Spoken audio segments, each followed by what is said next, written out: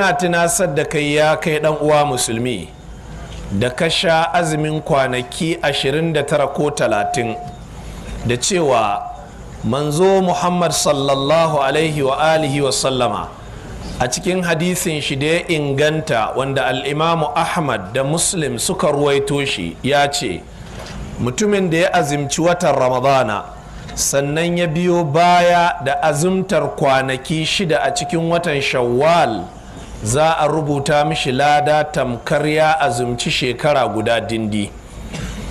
Ma'anar wannan hadisi kamar yadda malamai suka tabbatar shine dukkan aiki guda ɗaya da musulmi ya yi za a ainihin ba shi ladan aiki 10, don haka dukkan sanda musulmi ya azumi kwaya ɗaya za a ba shi ladan azumi 10 ne.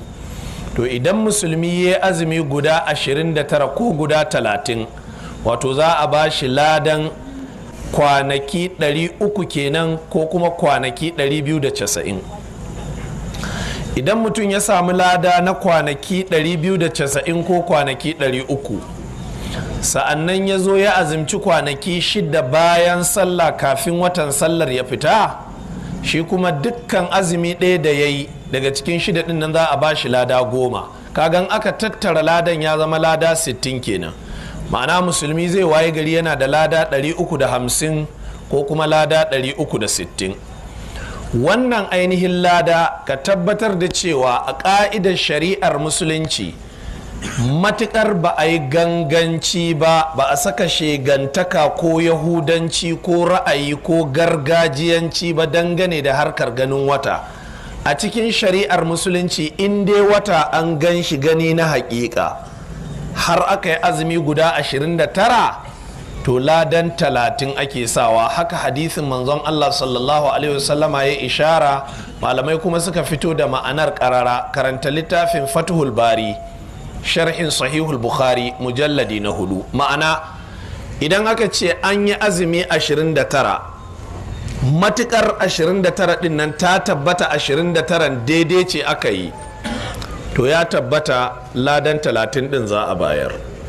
To kaga yanzu na dawo na cikkashe waccan magana ta wadda ne maka dan hankalinka ya kwanta, domin kai abin da ka saba shine lallai azumi ya zama kwanaki 30. Ba lallai ba ne jama'a.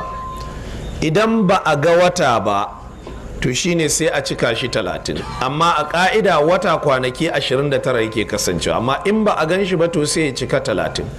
don haka manzon Allah annabi Muhammad sallallahu alaihi wasallama tun da yake bai taɓa yin azumi 30 ba, dukkan musulmi ya ji wannan, annabi bai taɓa yin azumi 30 ba, amma ya taɓa ɗaukar na 30 kamar yadda wata riwaya ta zo sahihiya a cikin sunan abi dawuda da kuma ainihin sunan tirmidhi.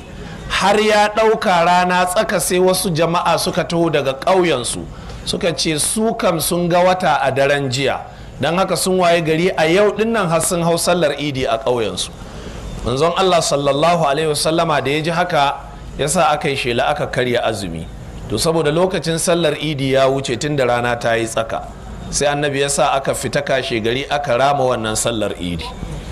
Wannan shine hadisin da kaɗai annabi ya ɗauki na 30 ɗin amma bai yi 30 ɗin ba. Bayan wannan babu wani hadisi ingantacce daga annabi cewa annabi ya taɓa yin azumi 30, annabi bai taɓa yin 30 ba.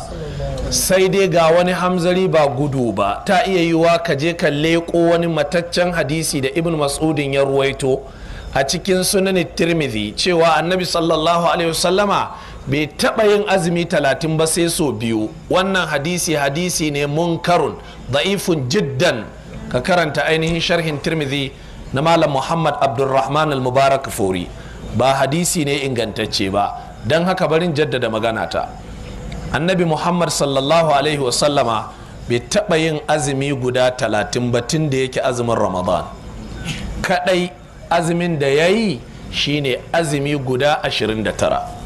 Ina fatar mun gane. Allah maɗaukakin sarki ya taimake mu. To idan kai azumi na watan Ramadan za a baka lada 300 daidai, idan kuma kai na Shawwal za a baka lada 60. Kaga an baka lada 360 kenan. To lada 360 din nan sai zama kaga ka samu ladan azumi kamar ka azumci shekara guda dindi kenan. ina fatar mun gane. don haka idan kai zahidi ne wanda kake da matukar son ibada, kana son kullum ka kasance cikin azumi, to in kai haka kayi laifi. ya zama kullum a rayuwarka cikin azumi kake, ko na farilla ko na nafila, to kayi laifi in kai haka, ka saba shari'ar musulunci. azumin da ake so shine ko dai kai azumi irin na annabi Dawud, kai azumi yau gobe ainihin ka sha, kai azumi yau gobe ka sha, ko kuma wani lokacin a rayuwarka kai ta azumin nafila tsawon lokaci kuma sai ka ɗage daga azumin nafila ma kamar ma ba ka yi.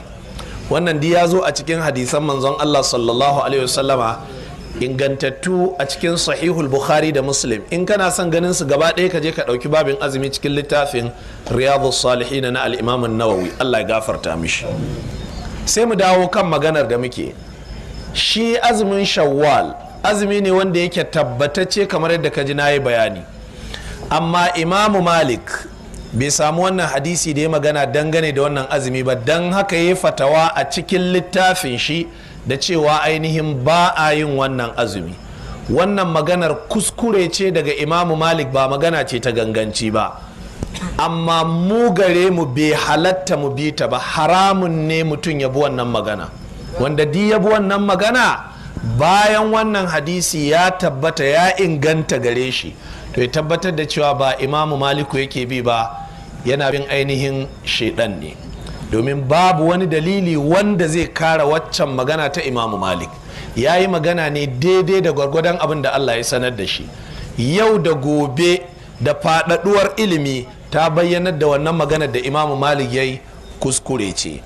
don haka yin azumi guda 6 a cikin wannan wata na ƙaramar sallah sunna ce ta manzon Allah sallallahu alaihi wasallama. kuma wannan azumi za ka iya yin shi gaba ɗaya, za kuma ka iya yin shi a rarrabe, za ka iya yin shi a farko, za ka iya yin shi a tsakiyar wata, za kuma ka iya yin shi a ƙarshe. babu wani dalili da zai sa a ce an fi so ka yi a farkon ko a tsakiya ko a ƙarshe, duk yadda ya sauƙaƙa. in ka so za ka iya 2 a 10 farko, 2 a 10 ta tsakiya, 2 a 10 ta ƙarshe, duk yadda kai ka har haɗa dai, matuƙar cewa ka haɗa wannan azumi a cikin watan shawwal, to ka samar da abin da ake so. za ka iya yin wannan azumi ko da ana bin ka bashin azumin ramadan. misali, ka kwanta rashin lafiya cikin watan azumi, baka samu damar yin azumi guda 20 ba, sai guda 10 rakkai, sai zan akwai bashin azumi guda 20 a kanka. ko kuma ke kin yi haila baki samu damar yin azumi ba guda 6 ko guda 3 ko guda 5 daidai da kwanakin ainihin hailarki, ko kuma kin haihu ko larurar shayarwa wadda duk wani dalili ya hana ka yin azumi a cikin watan azumi din. bayan sallah sai zan ka samu damar ka yi wannan na nafila kafin karama, za ka iya yin na nafila, ya halatta, domin shi wannan na nafilar yana da takaitacce kuma ƙurarren lokaci. ita kuwa ramuwar azumin ramadan kana da damar ka ja ta ka faɗaɗa ta har zuwa sha'aban mai zuwa na baɗi kenan, babu laifi in kai haka. ina fatar an gane. saboda haka koda ana bin ka bashi ko ka fara ta ainihin azumin ramadana, za ka yin waɗannan azumummuka na nafila insha Allahu ta'ala. ina fatar jama'a sun gane. don haka jama'a, wannan sunna ce ga wanda ya samu hali ko wadda ta samu hali, to sai a yi. yin wannan azumin kamar yadda na ce zai tabbatar maka da ladan azumin shekara ɗaya dindi. kaga idan ma kai rago ne baka iya yin azumi na nafila waɗanda ake litinin alhamis, ko azumin fararen dare raki kamar 13 14 15 ga wata, ko kuma azumin annabi dauda yau azumi gobe ciyarwa, duk in ya zan baka samun damar yin haka, idan ka kokarta kai Sittu Shawwal din nan, sai ka ce Allah ya kai mu baɗi lafiya, kuma kai ka haɗa shekara gudar ka dindi. ina fatar mun gane. Allah maɗaukakin sarki ya